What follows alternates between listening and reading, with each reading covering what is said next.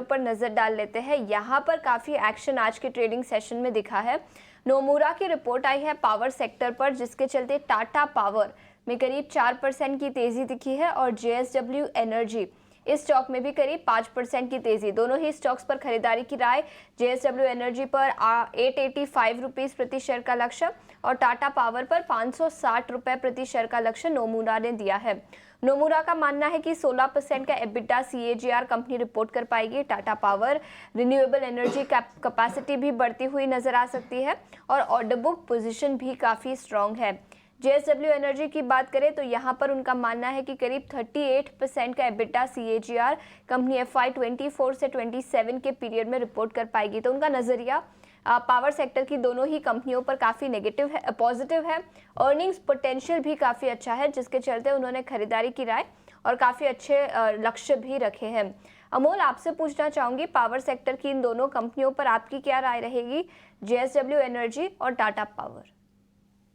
जी, ज़रूर। I think हम पहले अगर हम जेएसडब्ल्यू एनर्जी से देखते हैं तो आज का तो मोमेंटम काफ़ी पॉजिटिव है और काफ़ी प्रॉमिसिंग रिवर्सल हुआ है 50 डे सिंपल मूविंग एवरेज के पास। थोड़ा-सा मैं अगर बड़ा व्यू देखता हूँ तो स्टॉक एक सीमित दायरे में चल रहा है। ब्रेकआउट आया ज़रूर था 770 780 के आसपास, बट ओवरऑल मार्केट टेक्सचर शायद खराब था तो ये स्टॉक भी करेक्ट हुआ है। आई थिंक एक स्टॉक सीमित दायरे में चल रहा है, थोड़ा-सा अगर मैं मीडियम टर्म व्यू लेता हूँ तो नीचे के सपोर्ट्स है 660 के 650 के जो जेएसडब्ल्यू एनर्जी के लिए on the higher side immediate resistance रहेंगे। जेएसडब्ल्यू एनर्जी के लिए वो 740 750 यही टेक्सचर में आई थिंक कुछ और दिन स्टॉक ट्रेड हो सकता है। दूसरा मुझे अगर टाटा पावर की तरफ मैं जाता हूँ तो अभी भी इसमें higher high higher lows formation maintain है। 50 डीएमए पे स्टॉक ने सपोर्ट लिया था और रिवर्सल फॉर्मेशन है। थोड़ा अगर मैं ब्रॉडर भी व्यू देखता हूँ तो भी वीकली चार्ट्स पे भी कहीं भी बड़ा स्टॉक में डैमेज नहीं लगता है। आई थिंक ये मोमेंटम कंटिन्यू करेगा, थोड़ा-सा साइडवेज ज़रूर जा सकता है स्टॉक। 435 एक ट्रेंड डिसाइडर लेवल रहेगा आने वाले दिनों में ट्रेडर्स के लिए। उसके ऊपर अगर ये रहता है तो ये वापस 481 490 तक के भी लेवल ये स्टॉक में देखने को मिल सकते हैं। 481 490 तक के लेवल्स टाटा पावर पर दिखाई दे सकते हैं। इसी के साथ जेएसडब्ल्यू एनर्जी स्टॉक में भी नोमुरा की रिपोर्ट के चलते आज शानदार तेजी दिखी है।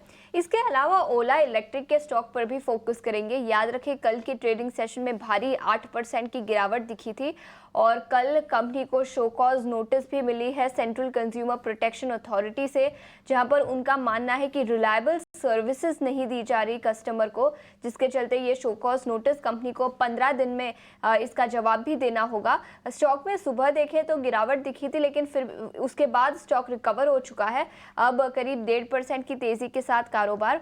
अमोल, आपसे पूछना चाहूंगी ओला इलेक्ट्रिक के चार्ट्स पर देखें तो क्या राय रहेगी? हाल ही में लिस्ट हुआ था, लेकिन फिर भी अगर ट्रेडर्स के पॉइंट ऑफ व्यू से देखें तो आपकी क्या राय होगी? क्षमा चाहूँगा, मैं इसके ऊपर कुछ कमेंट नहीं कर सकता। ओके, ठीक है। इसके अलावा टाटा मोटर्स पर भी नजर डालेंगे। याद रखिए ऑटो सेक्टर के अपडेट्स आए थे टाटा मोटर्स के, जहां पर जेएलआर वॉल्यूम्स में करीब 10% की गिरावट दिखी थी ईयर ऑन ईयर बेसिस पर।